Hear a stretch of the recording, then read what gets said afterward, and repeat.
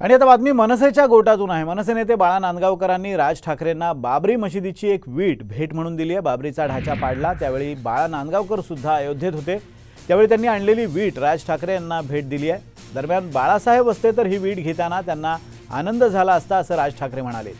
मला राम मंदिराची सुद्धा अशीच एक वीट हवी आहे, ती वीट मी लवकरच मिळवेन असंही राज ठाकरे म्हणाले। हा तर ढाचा पाडल्याचा पुरावा आहे।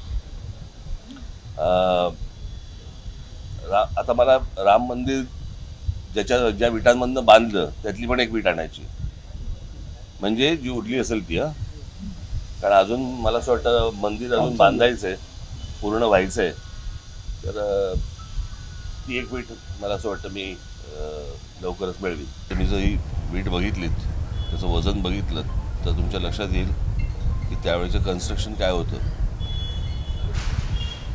का चांगलं होतं कन्स्ट्रक्शन विचारा। कारण टेंडर्स निघायची नाहीत।